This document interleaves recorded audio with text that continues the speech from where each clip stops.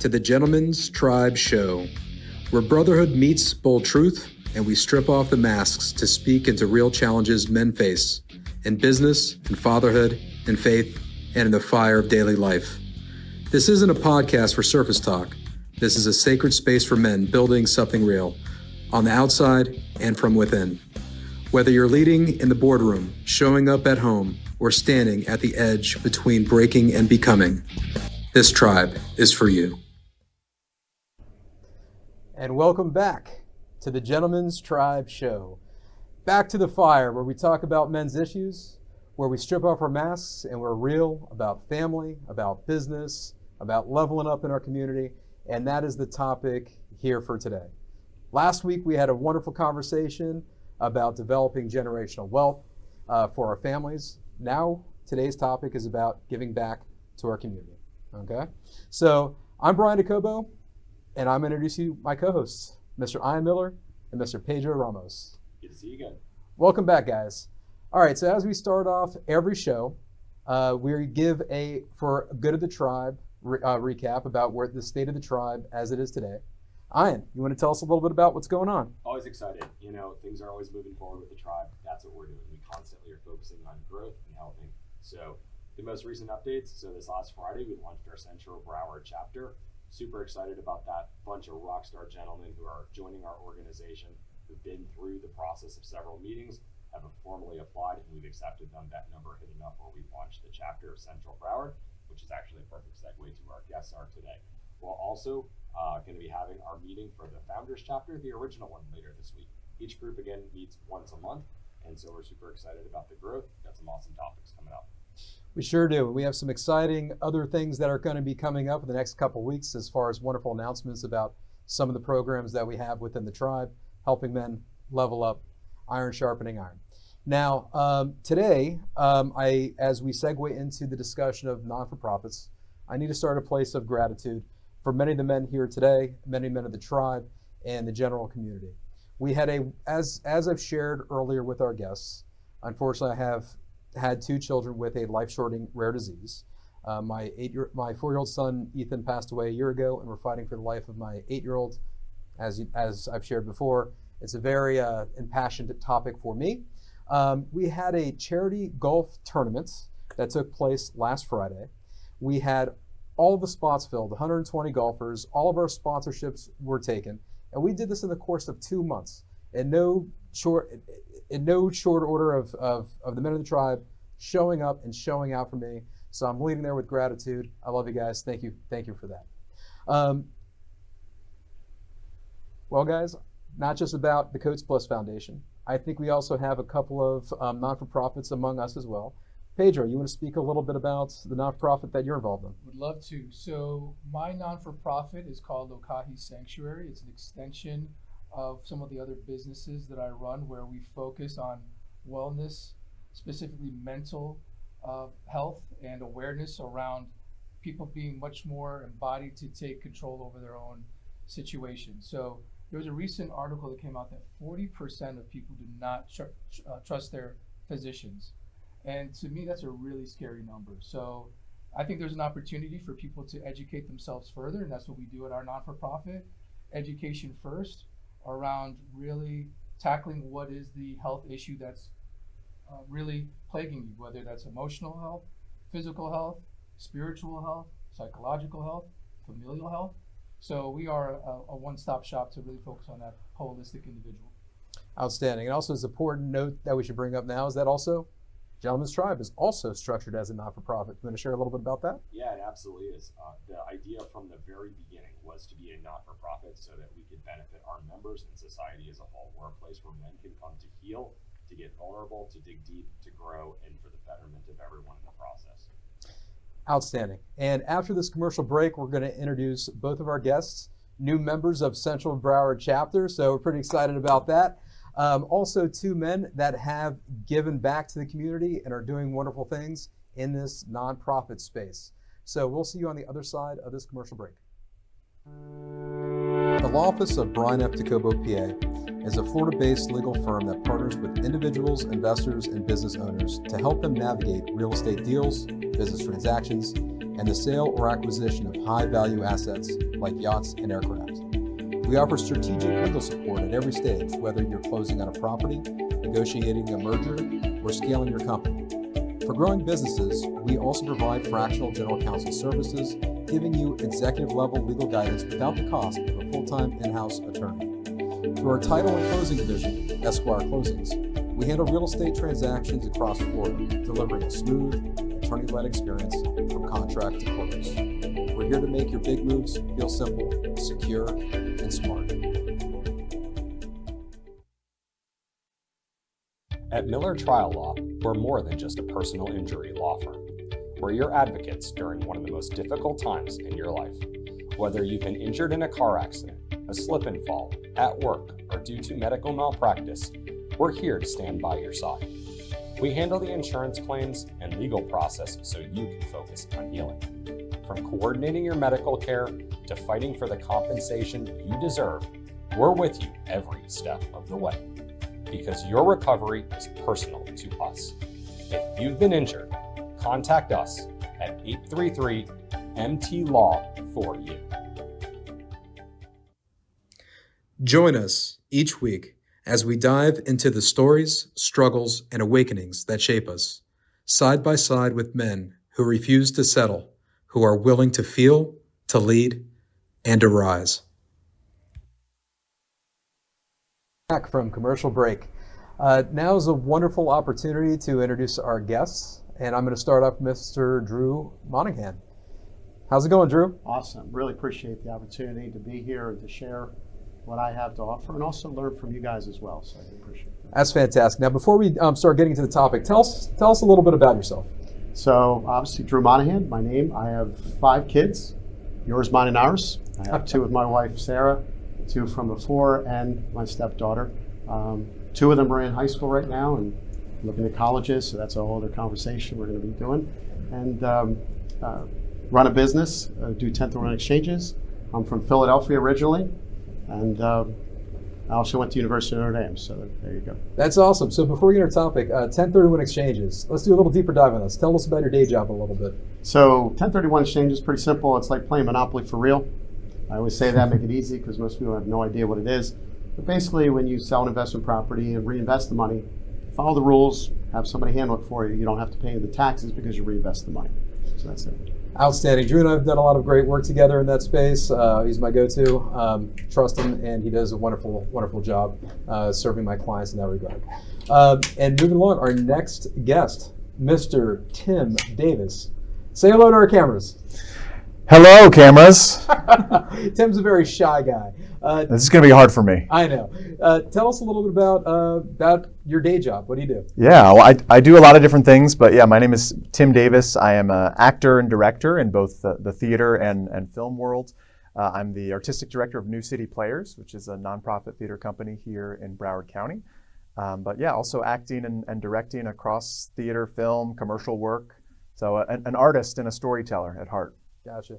And you're also a father, and you're married, and you're developing that, right? I am, yeah. I have a 12-year-old daughter. Her name is Summer. Excellent baker. So imagine phone number flashing on the screen here to buy her cookies. And then, yeah, got married back in January. My wife, Casey, also in the arts. She's an actor and costume designer, so we get to work together a lot, which is awesome.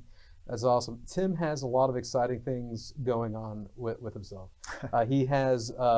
So the funny thing is, Tim is acting in a play in the Broward Center of Performing Arts. If anybody remembers that Whitney Houston movie, Bodyguard, there was a very creepy character that served as the stalker. Yeah. So I'd noticed a few weeks back, I saw Tim. By the way, Tim has beautiful hair. He's got a great set of hair, and he's got this really military cut haircut. I walk and I see him. I said, that better be for a play. So Tim, you want to tell us a little bit about what's going on with the Bodyguard?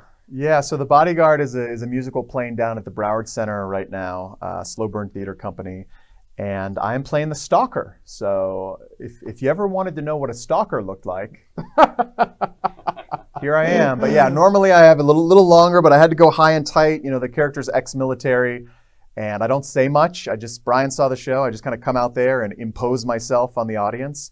And I thought, I got to change up the haircut if I'm going to bring the danger, which is the purpose. Question: how does one stalk when they're 6'5" and stand out? So you got to crouch a lot. So it's kind of a lot of this kind of motion. You can't stand up too straight. But that was one of my initial things. How am I supposed to sneak? Like, I'm the biggest guy on stage. Why am I cast as this? I'm not going to fit in at all. But ultimately, I think when you're on a big stage, having someone who has that large presence, it's like, that's a scary dude. He looks like he would kill the main character in this musical. So Tim, no worries. What you lack in discreetness, you make up for in creepiness. So anyhow, appreciate it, Bryan. Appreciate it. I couldn't resist. I'm sorry, guys. I love you guys. But I will say this about Tim. When if anybody's been to a play and at the very end, the entire cast comes out, everybody cheers. Here's a moment where Tim, made it to the big stage, and there's really not a bigger stage in South Florida. And of course, Tim comes out and did such a great job being the bad guy. Here he is getting booed by all these people that are filling the what do you all call it, 600, arena? All 600, all 600 people. And I was, and part of me just like, it was awesome. Yeah. It was I've been booed every job. show. I'm 10 performances in now. Every audience boos me, so I have a new thing in life. I love getting booed. You know what? That's great, because that segues into my next question. Is you have a play called The Confederates coming up with New City Players. Speaking of getting booed, controversial. I go from The Bodyguard, Whitney Houston, to a play called Confederates. But yeah, so my theater company, New City Players, we have a show coming up this summer. It's called Confederates by Dominic Morisseau. It's really for anyone who is a politically engaged person. It deals with issues of institutional racism. Half the play is set in the 1860s following a rebel slave. Half the play is set today following a contemporary university professor. And it's this clash of ideas. So it's a really interesting piece. So while I haven't seen the play yet, which I intend to, I saw All My Sons. That was incredible. Mm-hmm. I could imagine probably that haircut's going to last you a little bit longer, and you're going to get booed a little bit more. Oh, thank goodness I'm not in that play. No worries. So I tell you what, thank you for sharing a bit about New City Players. We're going to go deeper on that. But now I kind of want to pivot back to Drew. I see you're wearing a Rotary shirt today, and I don't think everyone really understands what Rotary is about. And I would love for you to fill in our audience about what that institution does. Thank you, Bryan, for that. And ironically, I had a Rotary meeting today, so it's coincidental that we did this. And basically, Rotary is one of the original social networks. It was started by a lawyer, believe it or not, about 125 years ago. And he actually went to a new city and wanted to meet people that weren't him, that weren't in his profession. And it basically started that way, and it ballooned out very quickly after that. Basically, what it is it's an opportunity for people who have a servant heart. They come to a point in their life they want to get back, and if they plug into a network, they can do so, right? Because anybody wants to get back, sometimes they don't know how to do it. They don't know where to go, who to call. And this is kind of like that, provides that network. Before there was the network, right, where people can just plug into and have projects ready to go or create their own projects. Pretty cool. Why the name Rotary? I see these logos, and I'm not connecting the dots. Do you want to share with us why it's called Rotary? Absolutely. And it blends into exactly how it evolved as an organization, right? So originally there was 4 guys in different professions, right?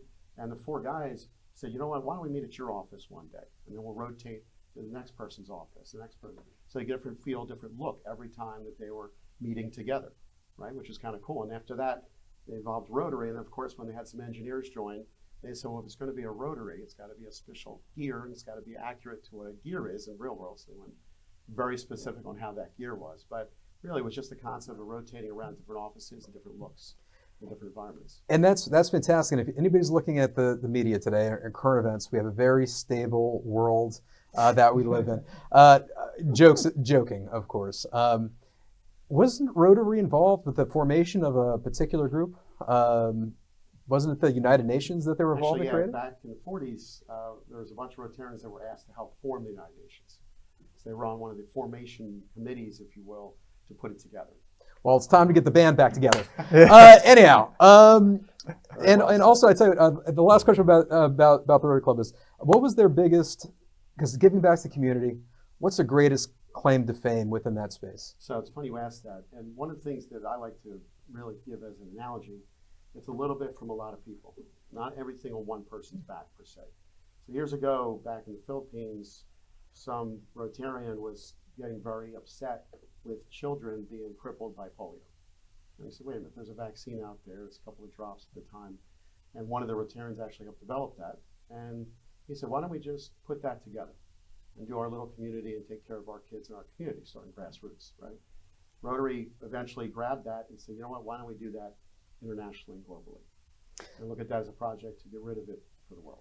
So that's beautiful. And you know what I love about that? It's a similar principle to the tribe, where it's not all on your back. We all need a little help in different areas. And while Rotary is focused on these non-for-profit spaces, the tribe is focused on men helping men leveling up in all areas of life so they can show up their family. Also, Tim and I met actually at BNI, which is more of a referral-based organization when it comes to business. But the beauty of this is that there's different intention within each one of these groups. And there's no conflict when you have an opportunity to be part of one or more. Matter of fact, Ian and I are part of a mastermind group, SoFlo Mastermind Collective, which is just blowing up too. And we have a lot of active membership. It's really quite wonderful. But I love how these groups come in with different intention, and then yet they're able to complement each other, which is absolutely fantastic. So what's great about this panel is this. We all have something in the space. I have the Coates Plus Foundation focused on medical. You know, we all collectively have the Gentleman's Tribe focused on men leveling up together. We have Lokahi with the church, designed to be able to elevate healing and wellness and modalities. We have a space here where New City Players adding back to the arts and elevating that. And we have Rotary, which is involved with so many organizations and lifting people up. So this is actually a wonderful panel for us to have this conversation. So the first question I got to ask is this. Why? Why do we do this? And open format, anybody can chime in here if anybody is so called to chime in, but why? Why do we do this? I think we want to give back. You know, ultimately, we've been blessed with experience, with knowledge, with ability, and what better to do than to serve, to give back, and to share that with others. That's how we all grow and help each other. It's awesome. I can add to that. Yeah. It's funny, I was not looking for a group, either a men's group or even Rotary at the time when I was asked. But the key is I was asked. I was asked to join something that somebody tapped into, something about me that they thought would be a good fit for me first, right? And it was no different from the way I was asked for Rotary or when you asked me about the Gentleman's Tribe. It just fit for me. Wasn't looking for it, didn't know I was looking for it, but I already had a servant heart, wanted to give back, and it was finding that vehicle, that path to kind of do that. So I think that's what resonates with most people. So most people want to give back. If you see any kind of disaster happening, God forbid something happens in a community, people don't hesitate to give back. A lot of times they don't know how, they don't know the path. They'll write a check to somewhere, but they're not sure it's going to get there. They're not sure if it's going to actually be implemented or be effective. And I think most people, when they find a path like that, they are jumping at the chance to do that. And I see that's why we see the growth with the tribe. Outstanding. Tim? Yeah, I was just piggybacking on that. I mean, I don't have to go too deep into it, but I was reading some research recently about when natural disasters happen. So often what we see in the news is all of the looting and all the bad things happening. But then when people go back and report on that, you actually see that humanity oftentimes comes together and people help each other. Like our default is actually to come together and support and elevate one another far more than it is to steal and hurt. And this is where, you know, we don't have to get too far into how news and social media kind of warps our perception of humanity, but you know, that just linked into what you said. But I would love that soapbox. We got one back there? Yeah. Because I think that'd be great content. All I know is this: anytime Tim speaks, everyone listens, and he's a lot of times very humorous. I would love to hear that stand up at some point in time. And to Tim's point, I think some of us, or all of us, have been touched by a not-for-profit before, whether you're a YMCA where you were learning how to swim, or a hospital system like the Mayo Clinic. There's so many different not-for-profits out there that are touching our lives, that this is another way to sort of reinforce and to show, okay, listen, I want to participate in a more formal way. So I think it's one of those parts of society that's sort of like in the fabric of who we are, but I'm glad that we're having this discussion to actually highlight and bring attention to how other people can get really more involved, whether it's Rotary or within the arts or part of the tribe. Yeah. You know, and I think it's important for our viewers. There's just one order of business that I probably got to address. Some people hear non-for-profit, they're not quite sure exactly what that means or that structure is. So I think it's important to kind of explain that to our viewers, and forgive me if this is stuff you already know, but it's an important point. In order to discuss non-for-profit organizations, you have to understand what a for-profit organization is. For-profit organization is when somebody or some people come together for a money-making activity. You develop money within that organization, and then there's the opportunity for distributions, where you could take the money and say, I'm going to put this in my pocket. Nothing wrong with that, perfectly fine. That's capitalism, guys. But the beauty of the non-for-profit is it does not have that distribution component. Matter of fact, when you go and you file for this, you don't really own the company. Society owns it. And you have board members that oversee the structure. So there's all types of checks and balances to make sure that instead of the money being pulled out from distributions, it's recycled back into the non-for-profit. Now, of course, you can pay salaries out of that. You have to run your operations. We don't live in a world where, people can't make money, to be able to live their daily life, but there's not a windfall of profit, and that's what makes the ultimate difference.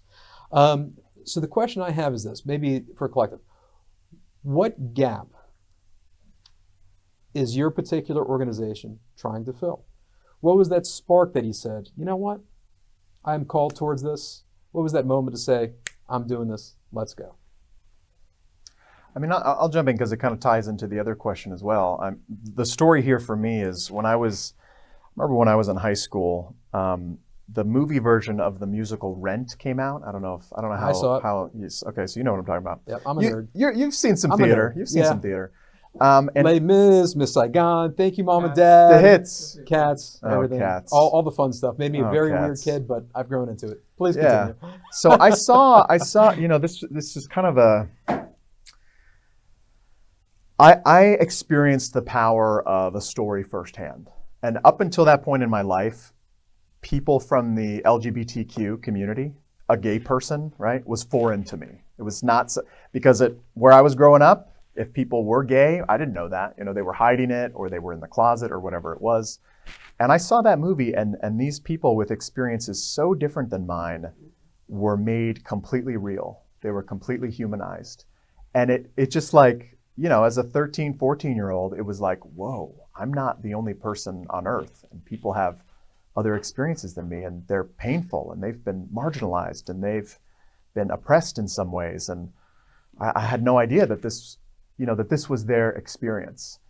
And that was because I watched a musical version of a movie that I then became obsessed with. So that kind of taught me, and that's happened a couple times in my life, but that taught me that the arts, a great play, a great movie, it really has the power to change people's perception.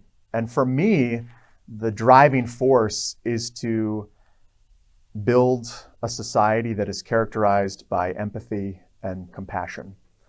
I think, as I said before, I think we are naturally bent towards taking care of each other, but I think we have some loud voices in the margins on all sides right now that are making it seem like that's not the case.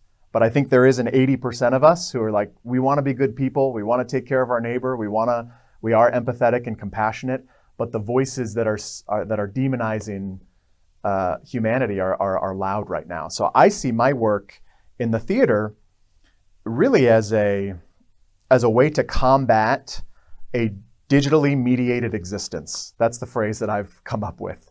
So much of our life is doom scrolling. It's checking the phone. It's this addictive thing. I mean, I have it. I'm not saying I don't have it. We all have it. You are a stalker. That's a component. That's true. Well, you gotta find people somehow, right?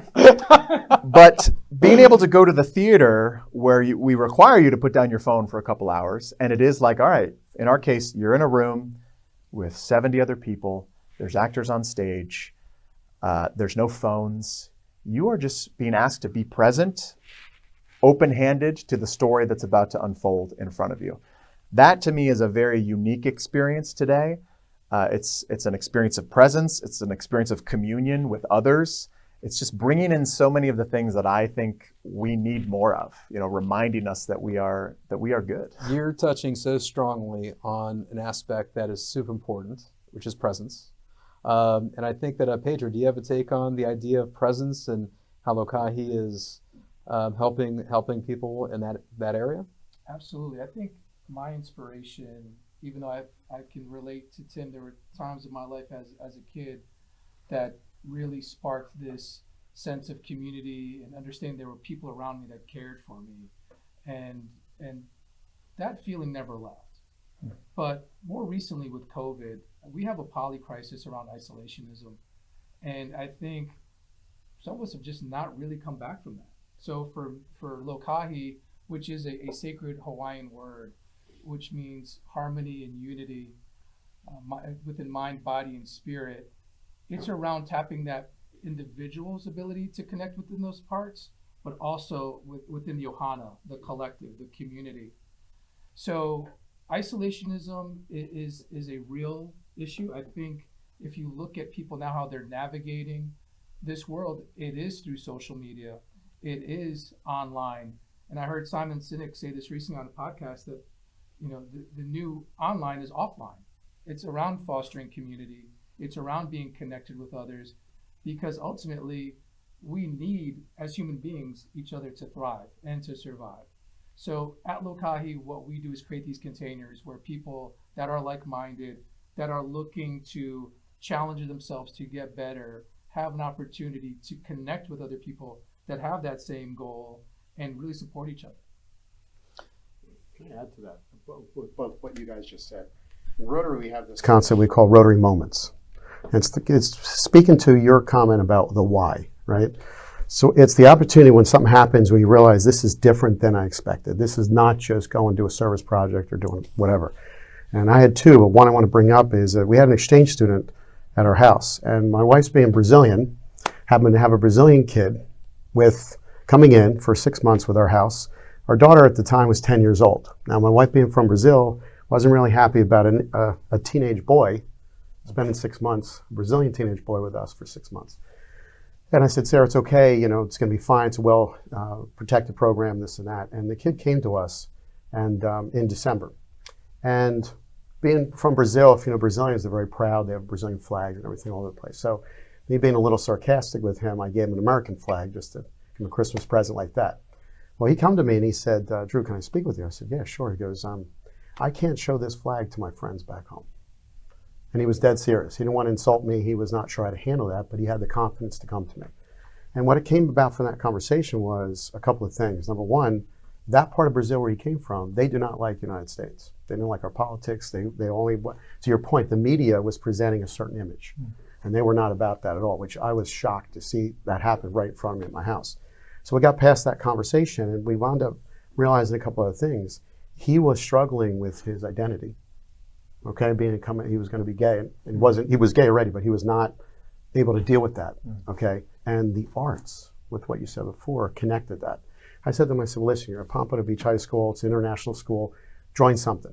He joins the drama, which I did not see coming. Here's an introverted kid. We were talking about that That's where before. the outcasts are found. He was introverted, and he on his own. Yeah, I'm serious. He joined that. He started performing for us at the house, and 6 months later, we're at the beach having a barbecue for him and 60 of his closest friends. Right, he was an isolist, was what Pedro was saying. And now they're coming up signing everything, signing the flag, signing all kinds of stuff. I'm not supposed to do that, I guess. But he was all that. He came up to me and said, I'll tell you what, he goes, I have no problem showing this flag to my friends back home. And it wasn't about patriotism. It was about we're all the same. Yeah. We're just different people, different experiences. And now we had a new understanding. And that's one of the core of that program. So to me, that was...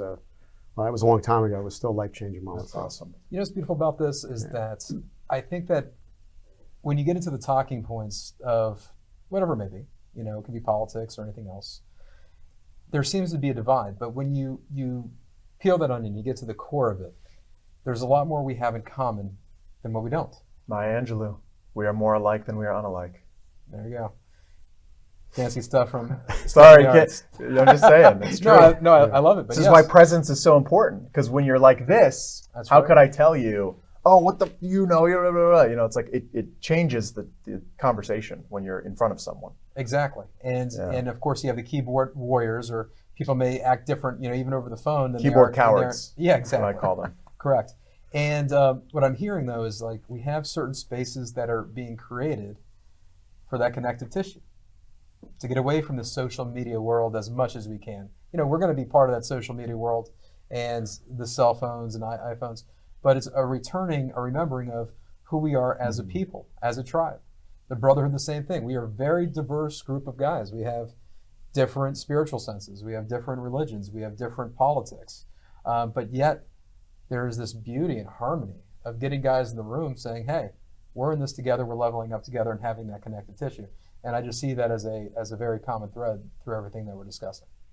Yeah, and I'll throw out there too, I mean, speaking of the tribe, I am not a person who would, and I've shared this with you, Bryan, you guys don't know this, but like this concept of joining a men's group was always kind of like, I don't know if this is for me. You know, I'm from the arts, I'm a feminist, it's like, this is a strange thing. But to your point of isolationism, the research from a couple years ago, 3 out of 4 deaths of despair are men, which is suicide and drug overdose. 3 out of 4 of those deaths are among men.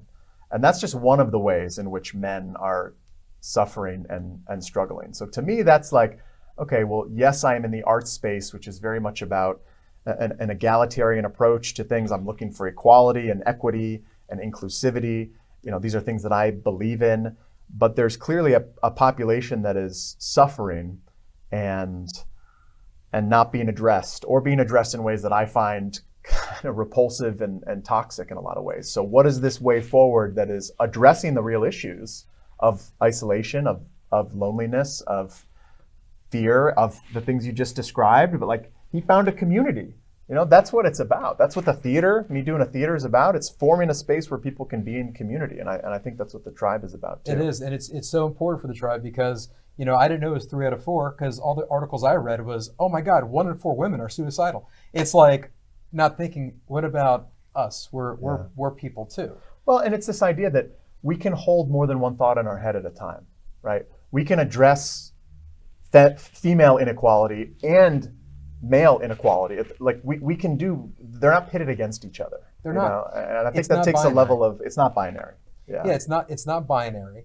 And I think one thing that you're going to hear me say a million times in the show, because I like to repeat myself like my dad. But once I start getting senile, I'll start telling the same stories over and over again. Please let me know. But one thing I say all the time is you have to seek to understand. Mm-hmm. And, deep empathy, practicing that. And once you understand where people are coming in life, find a way to serve those needs. We're all human. We're all part of the same tribe. And coming back to that loving understanding of each other is something that society at large needs. And it's wonderful that we're all kind of getting back there to that space. Can I add something to what Tim just said before? Yeah. I wasn't looking for a men's tribe at all, tribe or any form thereof. But because I know Bryan the way I knew him, I was willing to try that because great experience with Bryan, great guy. Every experience we've had was always very positive, no matter what was going on, right? And after I went to the first meeting, my wife said, "You're going to do that."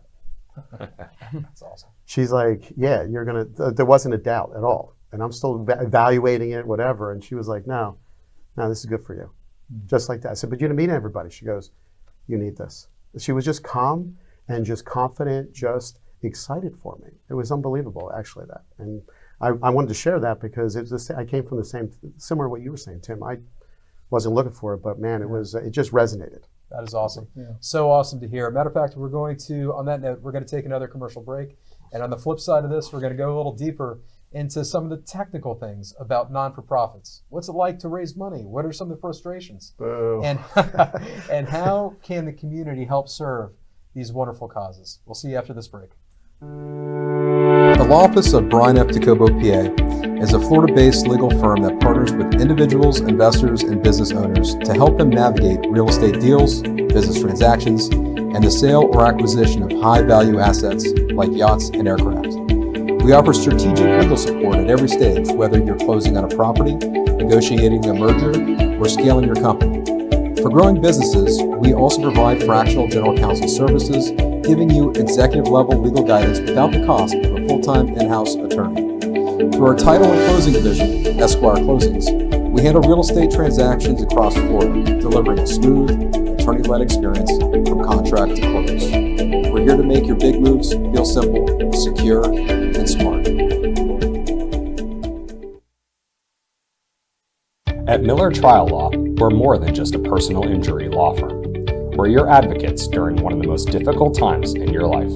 Whether you've been injured in a car accident, a a slip and fall, at work, or due to medical malpractice, we're here to stand by your side. We handle the insurance claims and legal process so you can focus on healing. From coordinating your medical care to fighting for the compensation you deserve, we're with you every step of the way. Because your recovery is personal to us. If you've been injured, contact us at 833-MT-LAW for you. Join us each week as we dive into the stories, struggles, and awakenings that shape us, side by side with men who refuse to settle, who are willing to feel, to lead, and to rise. And we're back. All right, so what we're going to dive into now is we talked about the why. We spoke a little bit to what sparks us on the inside, why we're here, what we're producing for the community. We're going to get a little bit into an understanding of maybe what people don't know about non-for-profits, the grunt work, the tough stuff, raising capital, and maybe what are the ways that our community can help support these great causes. So, Tim, do you have any strong feelings about running a if full there are any nonprofit? billionaires out there who really love theater, that would solve all my problems. And that's all I have to say. Thanks, Brian. Of course. So there's different ways to raise money for non-for-profits. Yeah. Obviously, you have people coming in and paying for ticket sales, but also it's important having the donors that keep the arts alive. Yeah, I can break down sort of how it works for New City players specifically. So I think one of the misconceptions is I'm buying a ticket. Why am I also donating? So the reason your ticket at our theater is $40 and not $400 if you went to see Denzel Washington on Broadway is because we are a nonprofit. Pretty much every arts organization outside of those huge commercial houses in New York City, in the country, are nonprofits. The Broward Center is a nonprofit, and the reason for that is because we exist for our local communities. And if we're not going to charge hundreds of dollars, because at the end of the day, live performance, you can't really scale it. There's no technological efficiency that can be like, well, how do we do this play with less people and not build the set as it needs to be built? It is a live thing. It costs what it costs. And so our breakdown is about a third of grants, and those could be county, state, and federal grants, a third of ticket sales, and then a third of individual donations. So that's how New City Players, and in a lot of arts nonprofits, the percentage breakdown is going to be different depending on the organization. I personally have been to some wonderful events at Lokahi Sanctuary. One of the events, for instance, it was about healing. It was healing ancestral wounds or trauma, right? And it was, to me, I was just, it was around Valentine's Day. So I thought it was going to be something with couples. So I took my wife there and everything. But it ended up being even more profound than I thought it was going to be. We laid out the names of our parents, the names of our grandparents. And I don't know if anyone's really had a chance to do this, in their own space or own time, but we actually stood onto the names of our parents and really gave deep thought to that person and how they're in their life. We gave deep thought to what were their wounds that were going through, what were the beautiful things that were going on with their life, forgiving them for maybe some of the wounds that they had, and asking for forgiveness for maybe some of the wounds that we helped create in them. And I had a profound emotional outpouring that day, based on some of the intense stuff that was going on in my life. For that, there was a donation to the sanctuary. So is that kind of how funds are raised with? That is how funds are raised. We are also looking for that billionaire out there. So if you're listening, lokahisanctuary.org. But what I love about this discussion is just the variety of topics. The Rotary Club being established for over a century. Tim is his local input on everything that's happening in Fort Lauderdale. We have a very unique service offering as well. And as Brian alluded to, we just didn't inherit our height or our eye color from our ancestors. We inherited their emotions, their traumas, and their limitations. So that's why for us, we feel like we offer something quite unique, but we all offer something unique.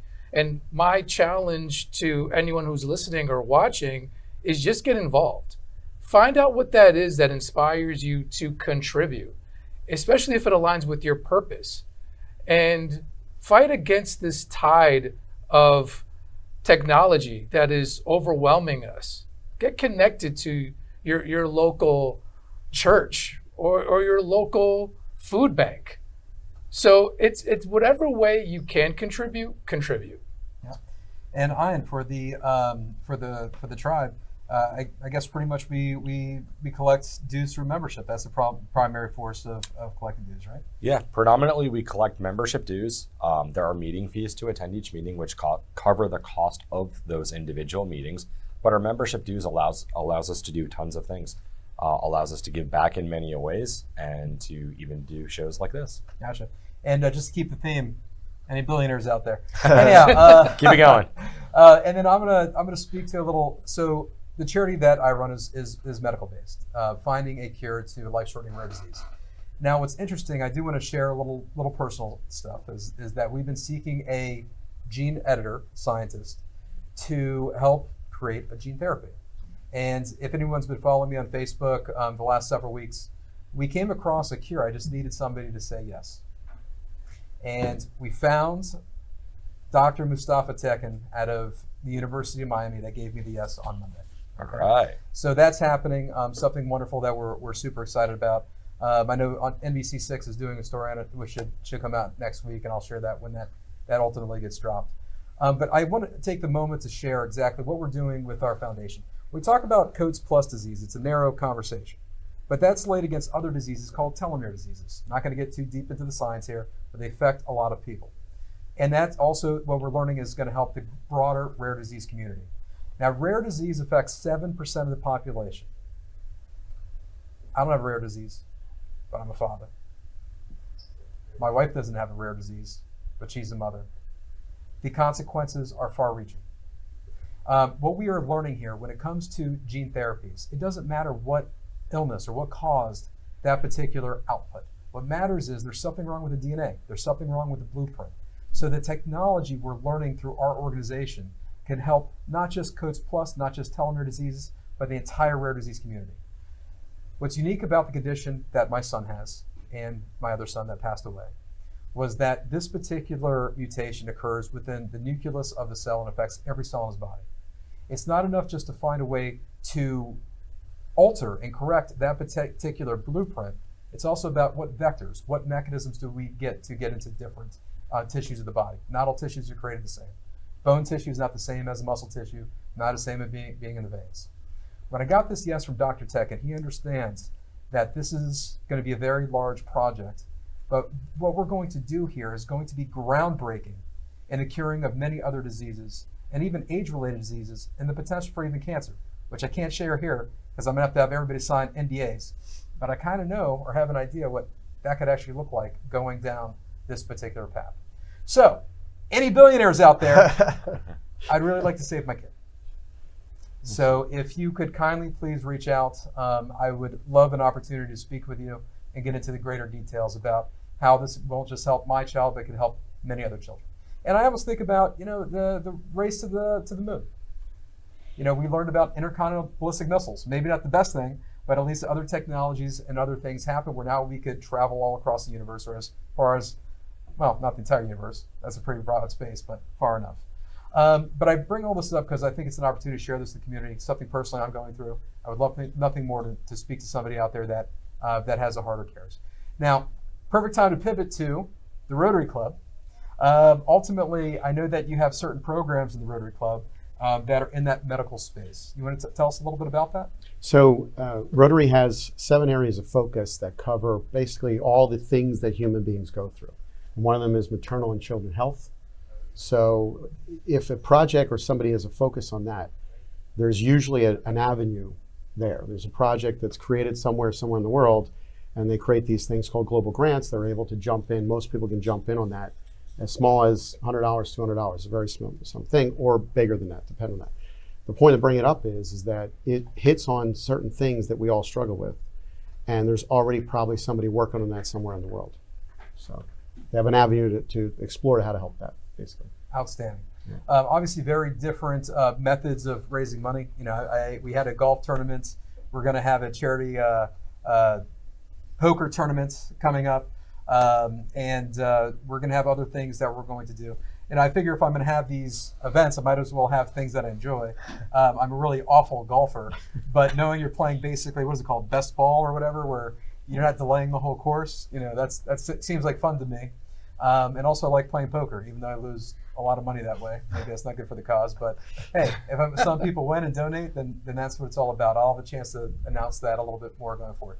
So obviously, so if there is one thing about running a non-for-profit that people may not be aware of, what would that be? Any shares in that regard?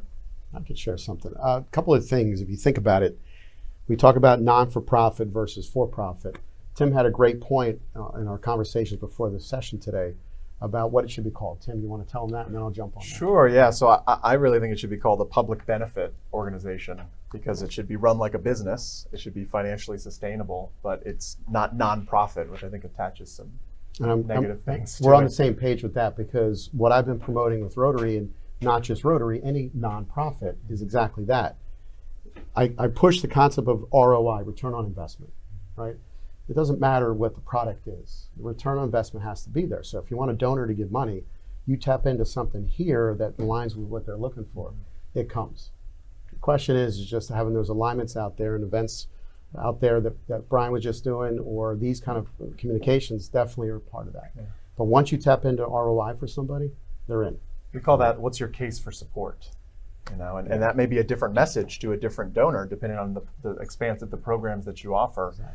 A different aspect of your organization may appeal to a different donor, but that's where understanding your mission and vision, being able to clearly communicate it, and then making sure your programs are aligned with that, and then being able to speak about the impact of those programs so that you can get it aligned with the correct donors. Yeah, I just want to add one more thing to that, Bryan. I was not into plays and stuff when I was in high school, okay? But speaking of Phantom, the opera, yeah. Not we did, but up in New York. So I went to see that years ago, and I was so touched by that live performance. A completely different perspective of all that. To your point, when you're performing and you're giving that kind of impression to somebody, they want to donate to that probably. I mean, you're tapping into an experience that they enjoy, and that has a value to them. Yep. Now that's different for every person, but some people can do a lot, some people can't. But and even in Rotary, beyond Rotary, people do what they can when they can.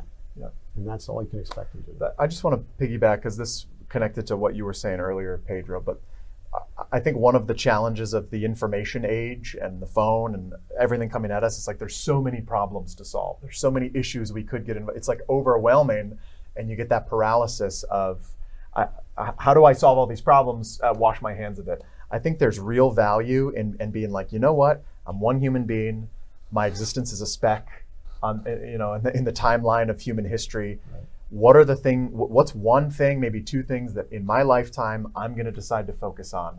For me, it's the arts, holistic healing, the Rotary and the community at large, medical, men's health. Pick one or two things and let your life, when you're talking about giving back, when you're talking about service, let your life be about that. It's okay that you can't donate to the tsunami victims across the world when that, it's, if you can, yes, but like find the things that you can go deep in your own backyard. Right. And commit your life to that rather than getting overwhelmed by everything that's out there. Well said. Yeah, and I think, unfortunately, we had a CPA, an accountant on the show last week, Damiano. I think it's past his bedtime, so we can't call him for this.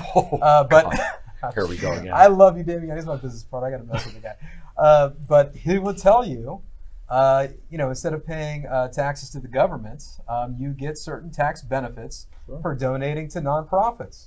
So, do you want to have control over the benefit of your money that you're putting out there? If you want control, find something you believe in and donate to it. That's just my 2 cents on that. Love you, Damiano. Anyhow. It's so rewarding, at the end of the day, doing this sort of work and being involved, it is extremely rewarding. You end up benefiting from yourself more than even what you give. And that's the beauty in giving. Mm-hmm. And to the point that you made, Tim, the messaging is so important. And when it comes to the donors and to the community out there, the term not-for-profit, I don't really like that word because you're saying what you're not. Right. You're starting with the negative. It should be for society, not for profit. Let's not go negative. Let's focus on the positive of what we are. We're for society. We're for the general good. And that leads me to, I had a conversation with somebody last week. Profound individual. He's doing a lot of great things. I'm not going to drop his name. We did have a good talk, though. Yeah. Oh, oops, sorry. Look at this guy. Sorry about that. You gotta love the Not camaraderie. you, Well done. Pedro, but even though you're profound and good looking, have a beautiful smile and no wow. hair. All But the thing is that Well, all right, touche. We did have the better hair guy on, the last episode. Exactly. I remember that was the running joke at the start of it. watch out, ladies, when Tim Davis's hair grows back, he's a whole new man. He'll stalk you. But But well, he's going to go to the guy That's at the work. clip. Well, he's That's going the clip. he's going to go from the guy at work who gets written up by HR to, oh, I really like that new coworker. That's going to be the jam. Transformation. That's it. I totally forgot what I was going to ask now, guys. you were having we were having that a a senior profound moment? conversation last week. Oh yes, okay. Profound conversation With an last week. anonymous person. Yes. An anonymous person, myself. That's not me. He brought up, ChatGPT does not count as an anonymous person. That is his real best friend. That's all the friends I have. Anyhow, but no, in seriousness, the conversation was, what if there's a restructuring of society, get more people involved in giving back and get away from this model of, how much money could you have at the end of the day for some people, where there's all these great causes that are in desperate need. Ultimately, there's maybe a restructuring, a reframing, and seeing this as an offshoot of capitalism, maybe be more involved in the forefront. I can add to that, Brian, if you want. So there's sometimes people think of capitalism as inherently impersonal or not friendly or not helpful. But if you think about it, if you invest in somebody's health, mental health, for example, or their body, whatever their struggles are, aren't they better for everything else? They'll be more productive in everything they do. So it just makes sense that somebody would have a focus on nonprofit with the profit, because if you have people that are working for you, you got to support them. They have to be well. They have to be okay. They have to be willing to work and having to be true with themselves, or else they're not going to be as productive. If you think about it, so I think having that focus is a no-brainer, no matter what you do. Even in my company, we make sure that our team is covered with medical or whatever. We just go the extra mile for them without them asking. Because it's natural for me to say, well, why would you want to worry about that? These little things that you shouldn't have to worry about. You should want to take care of your family because this is why you're doing this, right? So it should be a no-brainer. That's the way I think about it. That's awesome. And next question. We have to be forward-looking. So the idea of maybe that model becoming more central in our society is great, but also let's talk about our individual missions here. Where do we want our not-for-profits to be in 5 years? What is the vision? If you could wave the magic wand and say, you know what, what's a realistic goal that we could hit in 5 years? What would that look like for you? Anybody wants to start? Before I answer your question, I just want to emphasize that it's also important to encourage young people to get involved.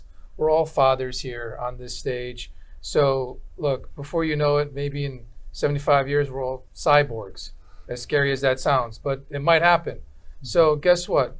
For our sons, our daughters, for our nieces, our nephews, being service-oriented, giving back, and making sure that we deliver those messages every day, I think is key. But to answer your question, look, as Tim alluded to, we are significantly insignificant. So what I want to keep on doing is being significant in someone's life, whatever situation they're in, showing up for them the way that they need my organization to is something numerically. What does that look like? Look, for us, we're just going to keep on doing the right thing. And that doesn't have to attach itself to a certain metric or KPIs, but the people that we help, they know that we help them. How about the Brotherhood? 5 years. I think we set the goal as 50 chapters. We got a lot of men that need our help, a lot of families that they're serving, that they're leading, and a lot of businesses that they're running. There's a lot of good we need to do in society. Awesome. New City Players. Yeah, there's sort of the concrete things. We'd love to have a theater of our own. We'd love to do more productions. We'd love to start an education program, expand our local artist programs, developing playwrights, stories from the community. I think, we recently did a rebrand of our mission and vision. And the way our vision starts is to become a vital public square in Broward County. So I've been doing a lot of thinking about the Agora, which was the Greek public square, And Socrates would have people come and they would talk in the public square. They would talk about the issues of the day. There would be people with differing views who could sit and talk. And within 100 years of the Greek agora coming into being, we also saw the earliest plays being read in the agora. And so theater is really, to me, it is an expression of democracy. It's a way where we can come and see viewpoints, experiences different than our own, and engage with curiosity, with empathy. So that's really my vision, is that we become known as a organization that is fostering that type of connection in Broward County. That's fantastic. I'm going to take his. I'm actually going to go join. But I want You to can give monthly. I definitely want to add to that. I have two, personal and with Rotary, and with the tribe. I want to help the tribe grow, whatever that means. Okay, I want to help that because I've already seen, just in the few meetings I've been at, dramatic changes and just dramatic shares and stuff that happened organically. People that just met each other. All right. But to your point, I want to also have the things that I'm involved in leave it better than I found it, whatever that means. Not necessarily metric, but beyond that, right? For Rotary, I'd like them to see, getting back to the way they were formed, which is similar to the way the tribe was formed. And it's when I first when I first talked to Bryan about this, I'm like, wow, this is very similar to how Rotary is formed. And I would like to do more of that to expand their clubs, because they could be the catalyst to help all the above here. That's awesome. And I think I'm going to end with, for me, 5 years. So this past weekend was actually my birthday as well as my dad's birthday. And every time I've blown out that candle, the last 5 years, it's been the same wish. And the year is going to come where that wish is granted. And what do I see? I always see my son thriving as a healthy kid. And then also rebuilding maybe a little bit of what we lost. And also, no child ever with Coast Plus syndrome ever have to go down the path that my two children went. And then my mission's not going to end there. It's going to be what's next. And, go as far as the eye can see. And once you get there, see further. That's it for today. Gentlemen's Tribe, thank you for joining us. You guys send the circle. That concludes today's episode of the Gentlemen's Tribe Show. If you found value in this conversation, we invite you to share it with someone in your circle who is walking this path of growth and leadership. Until next time, stand tall, speak truth, and continue becoming the man you were called to be. We'll see you next week. That concludes today's episode